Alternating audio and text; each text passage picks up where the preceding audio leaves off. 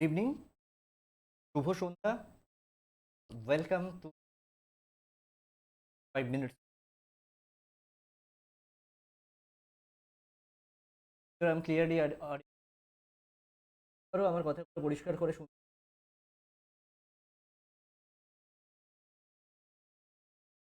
নিশ্চিত করো যে আমার কথাগুলো পরিষ্কার শোনা যাচ্ছে, তারপরেই ক্লাসটা কন্টিনিউ করবো বা ক্লাসটা করতে পারবো।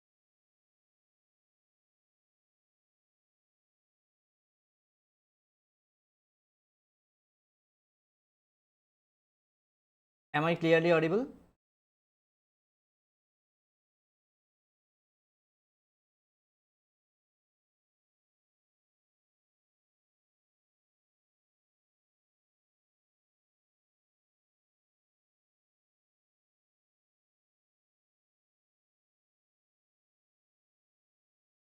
Am I clearly audible?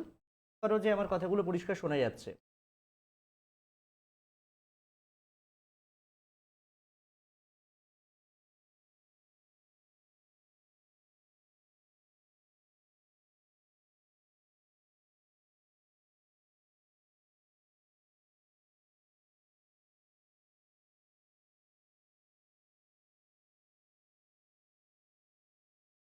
তো আজকে ভারতের জাতীয় আন্দোলনের সিনোপসিস যেটা আমরা পড়ছিলাম সেটার পার্ট 2। সিনোপসিসের আজকে আমরা পড়ব পার্ট 2। তো প্রত্যেকের রয়েছে, একটুখানি খেয়াল করলে আপকামিং যে এক্সামগুলো আছে সেগুলোতে প্রত্যেকটা কোয়েশ্চেনের উত্তর আশা করি এখান থেকেই করতে পারি। প্রথম পর্যায়ে আমরা 1885 থেকে পরবর্তী যে ইতিহাস, অর্থাৎ 1885 থেকে 1915 পর্যন্ত ইতিহাস পড়ছি।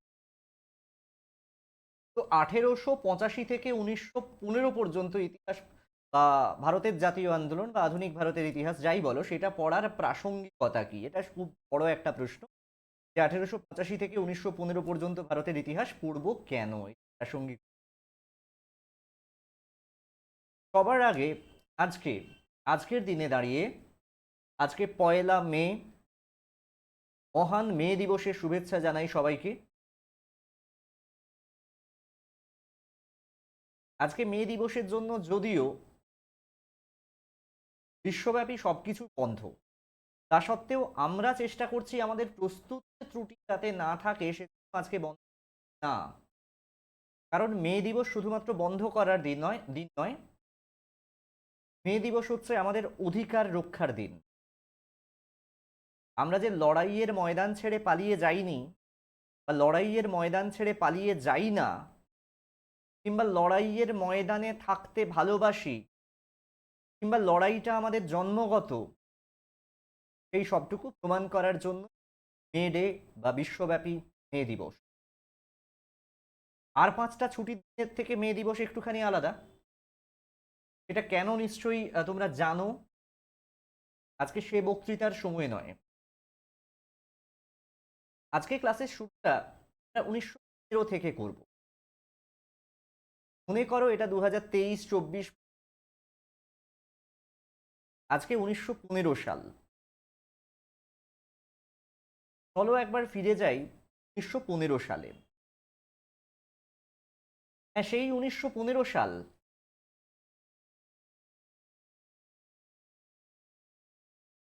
যেদিন গোপাল কৃষ্ণ গোখেল বা গোখলে গান্ধীজি, তিনি গান্ধীজিকে অনুরোধ করছেন দক্ষিণ আফ্রিকার যে লড়াই গান্ধীজি শুরু করেছিলেন এবং যে লড়াইয়ের সুফল তিনি পেয়েছিলেন, সেই লড়াই এসে ভারতের ময়দানে প্রতিষ্ঠা করতে। যে বিপ্লবের বীজ তিনি দক্ষিণ আফ্রিকায় বুনেছিলেন, সেই বীজটুকু নিয়ে ভারতে ফিরে আসতে, যাতে যে ভারত ভুলে গেছিল বিপ্লব কাকে বলে, যে ভারত ভুলে গেছিল স্বাধীনতার আসল অর্থ কি, যে ভারত তখনও বলতে হয়তো ঠিকমতো শেখেনি স্বাধীনতাহীনতায় কে বাঁচিতে চায় রে কে বাঁচিতে চায়, সেই ভারতে বিপ্লবের বীজ বুনে দিতে, সেই ভারতে অহিংস আন্দোলন, অর্থাৎ হিংসার পথে নয়, যে অহিংসা ভারতের আত্মগত সেই বীজ বুনে দিতে। এহেন আমন্ত্রণে গান্ধীজি, মোহনদাস করমচাঁদ গান্ধী, যিনি পরবর্তীতে ওই গোপালকৃষ্ণ গোখলেকেই বলছেন তার রাজনৈতিক গুরু, যদিও তার রাজনৈতিক কর্মকাণ্ড শুরু হয়েছিল অনেক আগেই দক্ষিণ আফ্রিকায় নাটাল থেকে, তিনি ফিরে এলেন ভারতে। ভারতের ইতিহাসে একটি নূতন অধ্যায় শুরু হলো।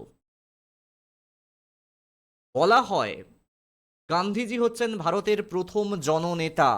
এখন যেগুলো পোস্টার বিজ্ঞাপনে দেখো জননেতা, তারা জননেতা নন। জননেতা হচ্ছেন মোহনদাস করমচাঁদ গান্ধী। 1915-তে ভারতে এলেন। ভারতের প্রত্যেক অঞ্চলের সাধারণ মানুষ গান্ধীজিকে তাদের নেতা হিসেবে স্বীকার করে নিলেন। সম্প্রতি 2018 সালে আমরা, অর্থাৎ আজ থেকে 5-6 বছর আগে, যাই হোক, আমরা গান্ধীজির জন্মের সার্ধ শতবর্ষ পালন করলাম অত্যন্ত ধুমধাম করে। গান্ধীজির জন্মদিনটিকে 2রা অক্টোবর প্রতি বছর গোটা পৃথিবীব্যাপী ড্রাই ডে হিসেবে পালন করা হয়। ড্রাই ডে মানে ওই দিন কোনো রকম মাদক দ্রব্য বিক্রি, গ্রহণ সমস্তটাই বন্ধ। যদিও তার বিরুদ্ধে শাস্তিমূলক কোনো ব্যবস্থা না থাকার কারণে হয়তো অনেকেই সেগুলো পেয়ে থাকে। যাই হোক, আমরা গান্ধীজির জীবনকে মোটামুটি দুটো ভাগে ভাগ করে নেব। 1892 সালে আইন পাশ করে ব্যারিস্টার হয়ে তিনি যখন প্রথম দক্ষিণ আফ্রিকায় গেলেন, তিনি একজন ভারতীয়র হয়ে কেস লড়তেই গেছিলেন। সেখান থেকে 1914 সাল, আর দ্বিতীয় ভাগে গান্ধী, যে গান্ধীকে আমরা চিনি, 1915 সালে ভারতে এলেন এবং সেখান থেকে 1948 পর্যন্ত। পরবর্তীতে এক হত্যাকারীর ক্রূর হিংসা চক্রান্তের শিকার হয়ে যাকে হত্যা করা হলো, সেই পর্যন্ত গান্ধীজির জীবনের দ্বিতীয় ভাগ। 1869-এর 2রা অক্টোবর গুজরাটের পোরবন্দর, বিখ্যাত একটি জায়গা, পোরবন্দরে জন্মগ্রহণ করলেন তিনি। 1891-তে ইংল্যান্ড থেকে ব্যারিস্টারি পাশ করে ভারতে ফিরে এলেন। এদেশে আইন ব্যবসা শুরু করলেন। 1892-তে একজন ভারতীয়র কেস নিয়েই তিনি দক্ষিণ আফ্রিকা চলে যান, নাটাল যান। সেখানেই তার রাজনৈতিক জীবনের সূত্রপাত হয়। দক্ষিণ আফ্রিকায় তখন ভারতীয় এবং কৃষ্ণাঙ্গদের সঙ্গে শ্বেতাঙ্গদের ব্যাপক প্রচলিত বৈষম্য। কৃষ্ণাঙ্গ ভারতীয় কিংবা ভারতীয়দের একই ট্রেনের কামরায় উঠতে দেওয়া হতো না। গান্ধীজি নিজেও প্রথম শ্রেণী, ফার্স্ট ক্লাসের টিকিট থাকা সত্ত্বেও গান্ধীজিকে দক্ষিণ আফ্রিকার পিটার্সমেরিবার্গ স্টেশনে জোর করে নামিয়ে দেওয়া হলো, যে স্টেশনের নাম এখন মহাত্মা গান্ধীর নামে। মহাত্মা গান্ধী স্টেশন প্রবাবলি, দেখে আমি কনফার্ম করে দেব। গান্ধীজি বর্ণ বৈষম্যের শিকার হলেন। 1894 সালে গান্ধীজি নাটাল ইন্ডিয়ান কংগ্রেস প্রতিষ্ঠা করলেন এবং এই সংগঠনের মাধ্যমে, একটা সংগঠিত প্রতিবাদের মাধ্যমে রাজনৈতিকভাবে সংঘবদ্ধ করলেন সেখানকার ভারতীয় এবং স্থানীয় কৃষ্ণাঙ্গদের। যদিও এই লড়াইতে কৃষ্ণাঙ্গরা তেমনভাবে এগিয়ে আসেনি, এসেছিলেন ভারতীয়রা 1910 সালে, কারণ ওই সময় আরও বেশ কিছু আইন এসেছিল। যেমন ভারতীয়দের প্রত্যেকটা বিবাহ ওই সময় বেআইনি বলে ঘোষিত করে দেওয়া হয়। হিন্দু রিচুয়াল ম্যারেজ ওই সময় বেআইনি বলে ঘোষিত হয়, মুসলিম রিচুয়াল ম্যারেজ বেআইনি বলে ঘোষিত হয়। যে খ্রিস্টান আইন অনুযায়ী যে বিয়েগুলো হয়নি বা যে বিয়েগুলো রেজিস্টার হয়নি সেগুলোকে বেআইনি ঘোষিত হয়। গান্ধীজি প্রতিবাদে ফেটে পড়েন। 1910 খ্রিস্টাব্দে দক্ষিণ আফ্রিকার জোহানেসবার্গে টলস্টয় ফার্ম নামে একটি আশ্রম গড়ে তোলেন। কেন টলস্টয়? কে টলস্টয়? কেন মনে রাখবো আমরা? টলস্টয় হচ্ছেন লিও টলস্টয়। লিও টলস্টয় বিখ্যাত একজন ব্যক্তি। লিও টলস্টয় দক্ষিণ আফ্রিকার বিখ্যাত দার্শনিক এবং লেখক, রাশিয়ার বিখ্যাত দার্শনিক এবং লেখক। দ্য বেয়ার হান্টের কথা আমি আগেও বলেছি, তার বিখ্যাত লেখা। ঈশ্বরের রাজ্যও তিনি লিখেছিলেন। যাই হোক, গান্ধীজির এই ব্যাপক আন্দোলনের প্রেক্ষিতে দক্ষিণ আফ্রিকা সরকার 1914, দক্ষিণ আফ্রিকা সরকার মানে কিন্তু মনে রাখতে হবে এই সময় ব্রিটিশ সরকার রাজত্ব করছে, 1914 সালে ভারতীয় ত্রাণ আইন বলবৎ করতে বাধ্য হলো এবং এখানেই দক্ষিণ আফ্রিকায় গান্ধীজির আন্দোলনের অবসান। বিখ্যাত ইংরেজ লেখক একজন রাস্কিন তার একটি লেখা আনটু দ্য লাস্ট, টলস্টয়ের কিংডম অফ গড, ঈশ্বরের রাজ্য, অরো এবং এমারসনের রচনা দ্বারা প্রভাবিত হলেন তিনি, সত্যাগ্রহের ধারণা গড়ে তুললেন। দক্ষিণ আফ্রিকায় থাকার সময় তিনি ইন্ডিয়ান ওপিনিয়ন নামে একটি পত্রিকা প্রকাশ করতেন, সম্পাদনাও তিনি করতেন। দেশে ফেরার পর ইয়ং ইন্ডিয়া এবং হিন্দি ও ইংরেজি ভাষায় অনেক পরে হরিজন নামে একটি পত্রিকা তিনি সম্পাদনা করতেন। সত্য এবং আগ্রহ, এই দুই নিয়ে সত্যাগ্রহ অর্থাৎ সত্যের প্রতি আগ্রহ, মূল ভিত্তি হচ্ছে সত্য এবং অহিংসা। রবি ঠাকুর তাকে উপাধি দিলেন মহাত্মা, নেতাজি সুভাষচন্দ্র বসু তাকে বললেন জাতির জনক, দ্য ফাদার অফ নেশন। গান্ধীজির রাজনৈতিক গুরু ছিলেন গোপাল কৃষ্ণ গোখলে। আত্মজীবনীর নাম the story of my experiments with truth, the story of my experiments with truth.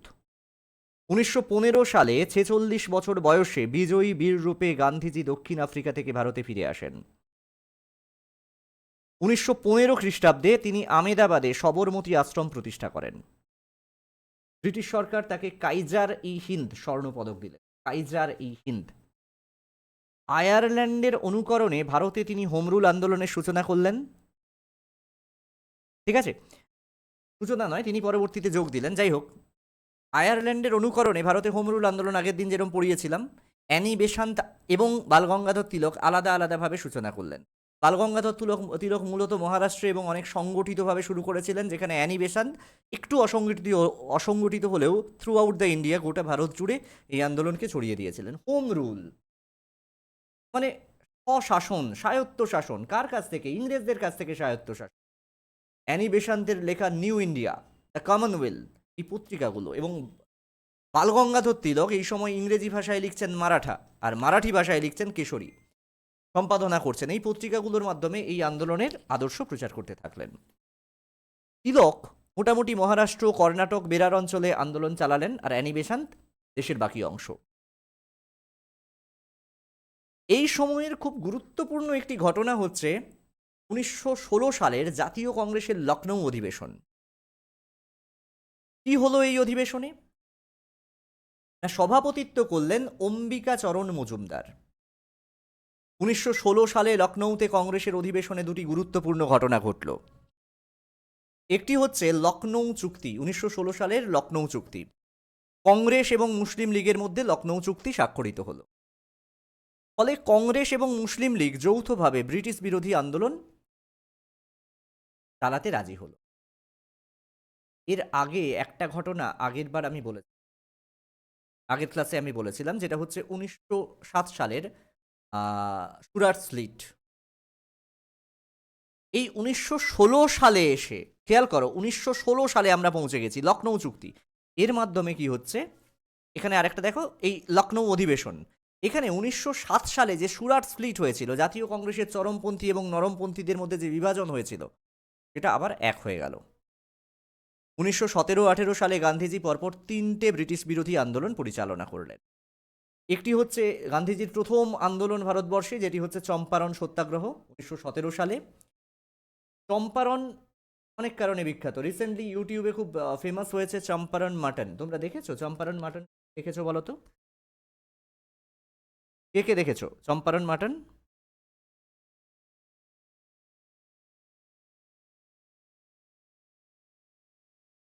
বলো চম্পারণ মাটন কে কে দেখেছো বলো, তারপরে বলছি। তুই দেখোনি? কি অবস্থা, কি অবস্থা! ইউটিউব কি আমি দেখি একা? কি অবস্থা!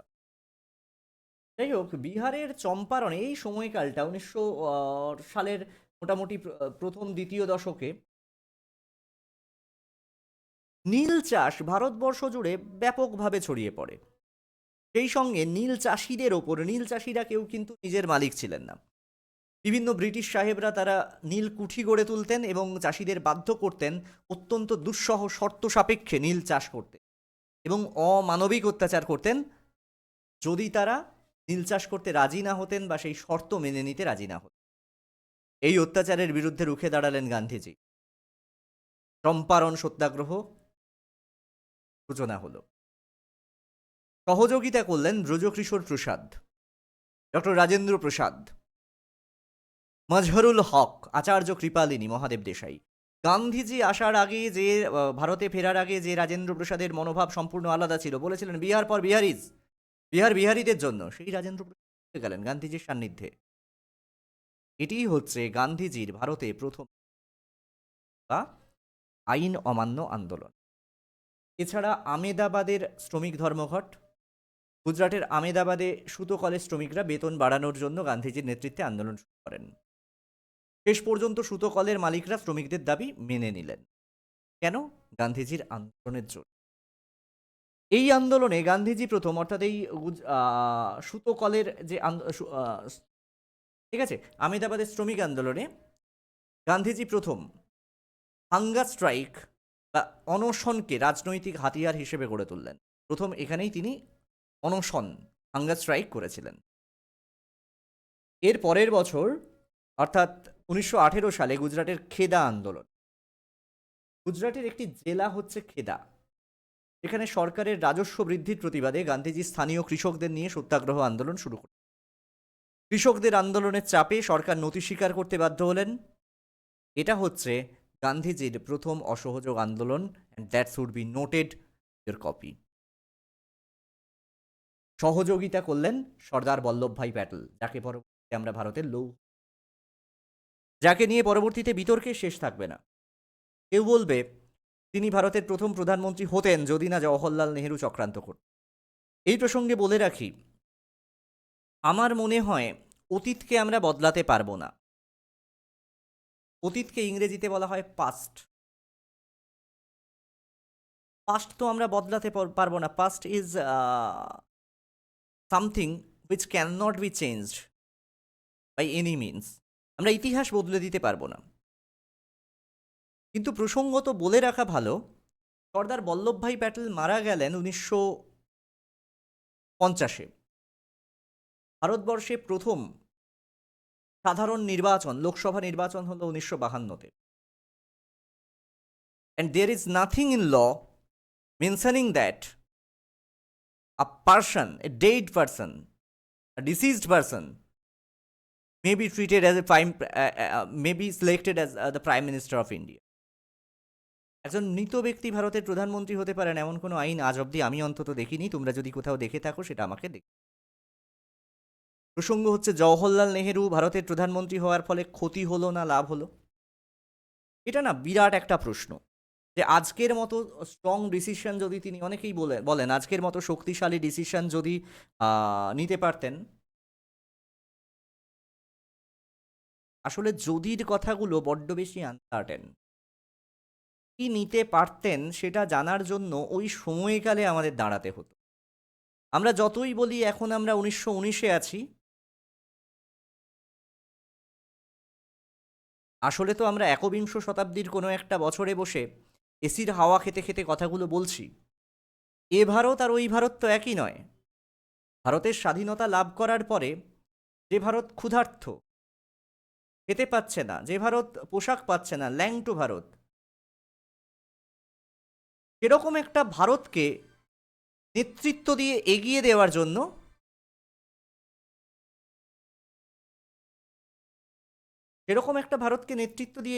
জন্য হয়তো উনিই ঠিক মানুষ ছিলেন।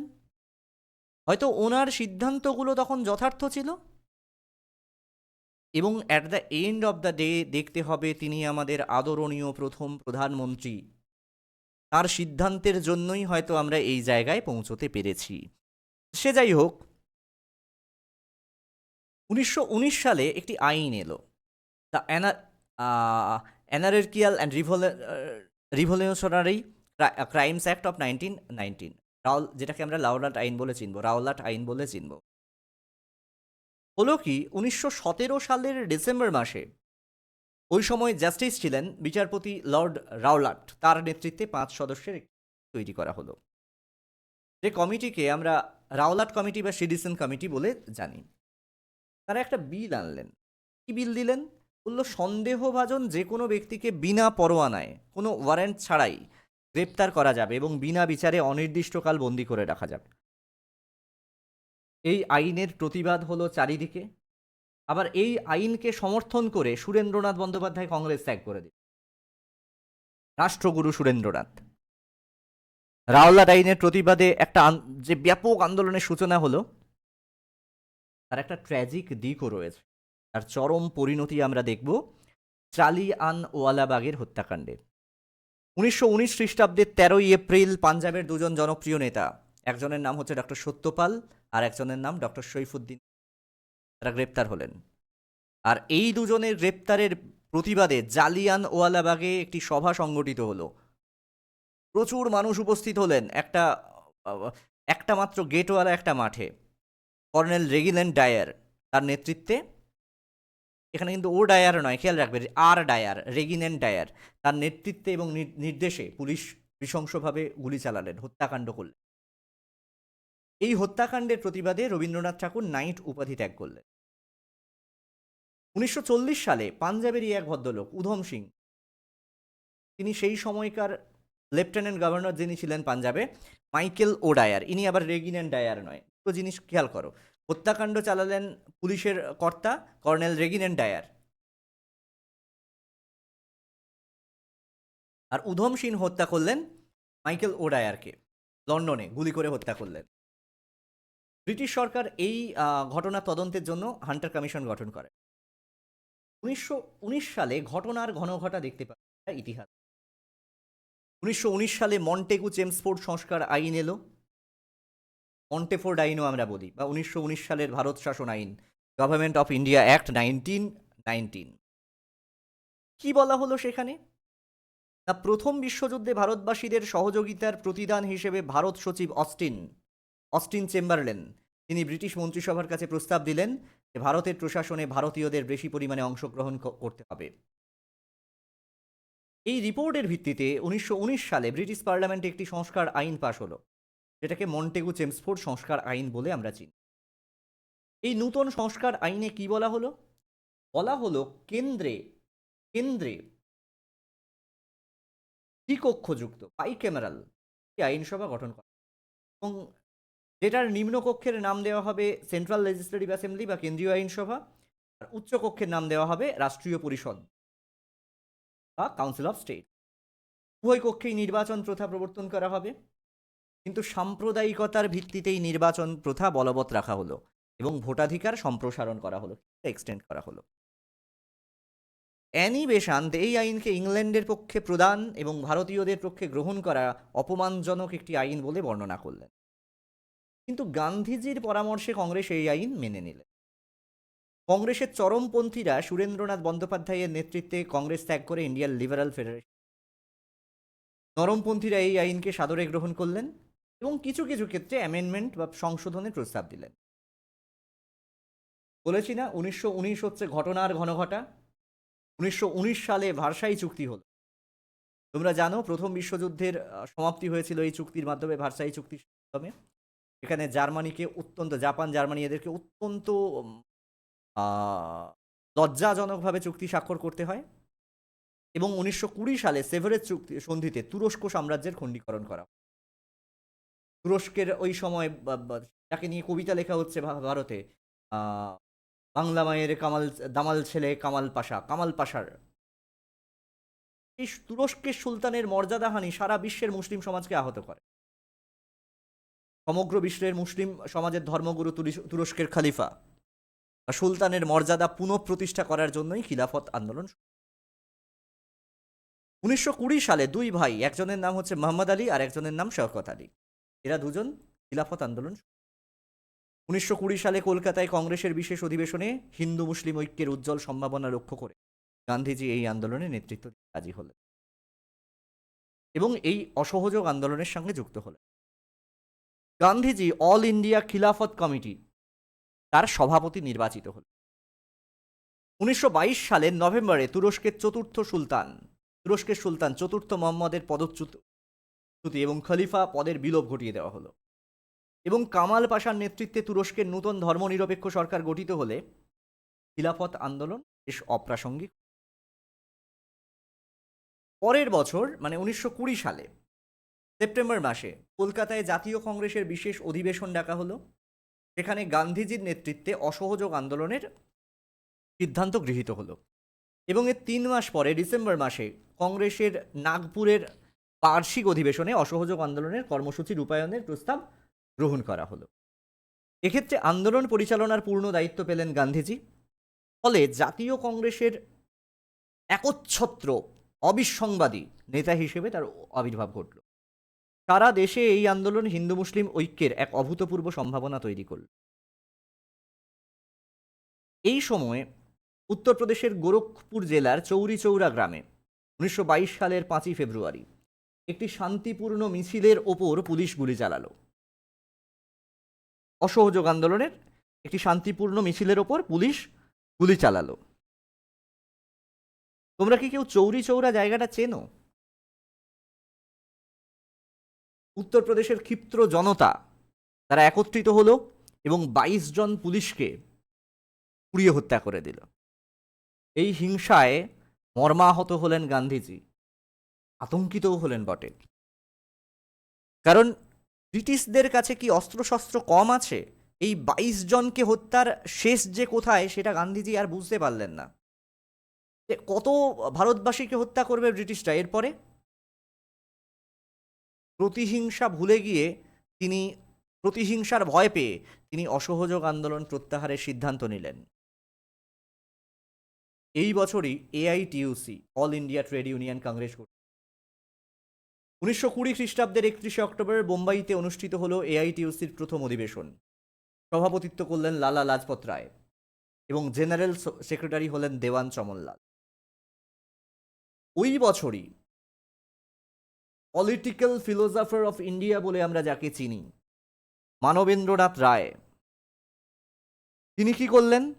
মানবেন্দ্রনাথ রায় কি করলেন? যার আসল নাম হচ্ছে নরেন্দ্রনাথ ভট্টাচার্য, যিনি সি মার্টিন ছদ্মনাম নিয়ে বাটাভিয়া চলে গেছিলেন। তিনি রাশিয়ার তাসখান্দে প্রবাসী ভারতীয় বিপ্লবীদের নিয়ে ভারতের কমিউনিস্ট পার্টি প্রতিষ্ঠা। অসংখ্য ছদ্মনাম তিনি নিয়েছিলেন, Manabendranath Roy, M N Roy, C Martin, Hari Singh, Doctor Mahmud. বিখ্যাত একটি পত্রিকা তিনি সম্পাদনা করতেন, The Vanguard of the Indian independence.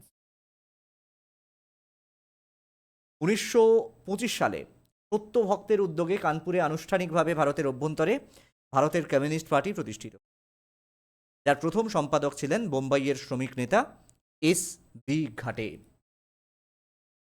1923 সালের 1 জানুয়ারি দেশবন্ধু চিত্তরঞ্জন দাস এবং মতিলাল নেহেরু, জওহরলাল নেহেরুর বাবা ছিলেন, তাদের নেতৃত্বে কংগ্রেস খিলাফত স্বরাজ পার্টি বা স্বরাজ দল গঠিত। প্রথম সভাপতি হলেন দেশবন্ধু রঞ্জন দাস। মতিলাল নেহেরুর নেতৃত্বে পরবর্তীতে নেহেরু রিপোর্ট পেশ করেন। কেন্দ্রীয় আইনসভার 101টি আসনের মধ্যে স্বরাজ দল 45টি আসনে জয়লাভ করে নেয় এবং বিরোধী দলনেতা হয়েছিলেন মতিলাল নেহেরু। 1925 খ্রিস্টাব্দে দেশবন্ধু চিত্তরঞ্জন দাসের মৃত্যু স্বরাজ দলের ভিত্তি নড়িয়ে দিল। এরপর 1923-এ কলকাতা পুরসভার মেয়র নির্বাচনের জন্য ভোট হলো এবং কলকাতা পুরসভার প্রথম মেয়র নির্বাচিত হয়েছিলেন দেশবন্ধু চিত্ত। এই সময়ে একটি অর্গানাইজেশন এর বুকে কাঁপন ধরিয়ে দিয়েছিল, ভয় ধরিয়ে দিয়েছিল, যেটির নাম হচ্ছে HSRA, Hindustan socialist Republican association. 1924 সালে উত্তরপ্রদেশে গঠিত হলো এটা। পরবর্তীতে চন্দ্রশেখর আজাদের নেতৃত্বে HSRA-র বিপ্লবীরা ফিরোজ শাহ কোটলার ময়দানে মিলিত হলো। ভগৎ সিংয়ের প্রস্তাব অনুযায়ী 1928 সালে এই সংগঠনের নাম হলো হিন্দুস্তান সোশ্যালিস্ট রিপাবলিকান অ্যাসোসিয়েশন, যার উদ্দেশ্য ছিল স্বাধীন সমাজতান্ত্রিক ভারত গঠন করা। 1925 খ্রিস্টাব্দের 9ই আগস্ট রাজেন্দ্রনাথ লাহিড়ী এবং রামপ্রসাদ বিসমিলের নেতৃত্বে লখনৌয়ের কাকরি রেল স্টেশনের কাছে বিপ্লবীরা ডাকাতি করল। 44 জনকে গ্রেপ্তার করা হলো এবং কুখ্যাত কাকরি ষড়যন্ত্র মামলা শুরু হলো। এই পর্যন্ত বুঝতে কার কি অসুবিধা আছে আমাকে একটু বলো তো, তারপরে আমরা শুরু করব।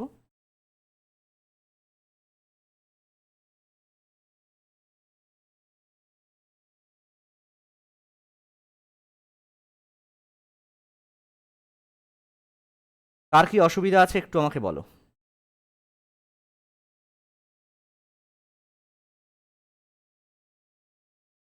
প্রত্যেকটা পরীক্ষার প্রিপারেশনের জন্য এইটা একদম থরলি পড়তে হবে, এই নোটসটা কিন্তু একদম থরলি পড়তে হবে।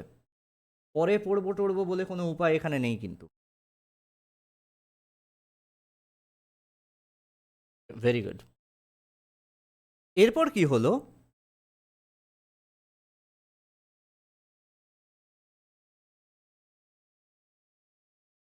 আমরা আগের দিন লালা লাজপত রায়ের হত্যাকাণ্ড বলেছিলাম। লালা লাজপত রায়ের হত্যাকাণ্ডে যে পুলিশটা যুক্ত ছিলেন, পুলিশ অফিসার স্যান্ডার্স, তাকে 1928 সালের 17ই ডিসেম্বর ভগৎ সিং, চন্দ্রশেখর আজাদ, সুখদেব এবং রাজগুরু হত্যা করলেন।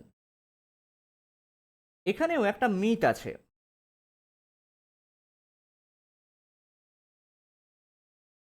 এখানেও একটা মিথ আছে, বুঝলে?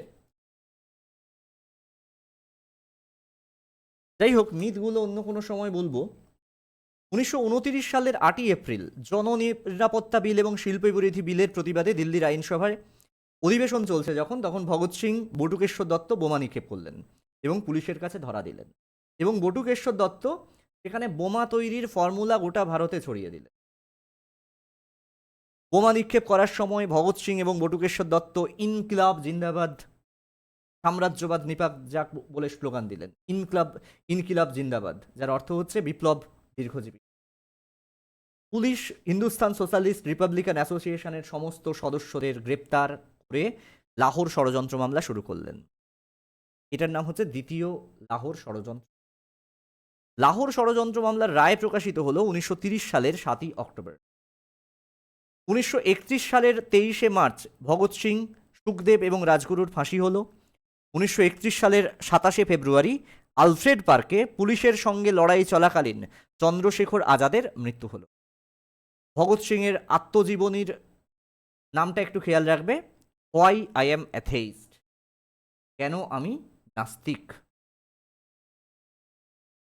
তাহলে আজকে এ পর্যন্তই পড়ব। নেক্সট দিন আমরা পরবর্তীতে, অর্থাৎ সাইমন কমিশন, কিভাবে লালা লাজপত রায়ের মৃত্যু হলো সাইমন কমিশন বিরোধী আন্দোলনে গিয়ে, সেগুলো আমরা পরের দিন। আজকে এরপর একটা কনস্টিটিউশন ক্লাস আছে, ঠিক আছে? জয় দেবগান এটা নিয়ে বানিয়েছে, তাই কি? কি মুভির নাম কি?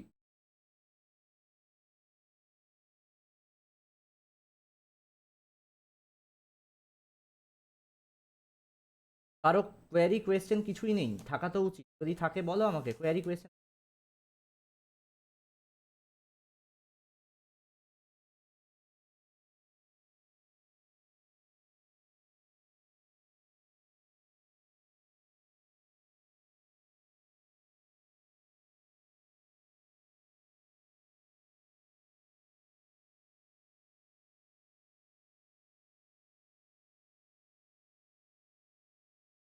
অনেক ধন্যবাদ প্রত্যেককে, তাহলে এখানেই শেষ করছি, পরের ক্লাসে দেখা হচ্ছে আবার।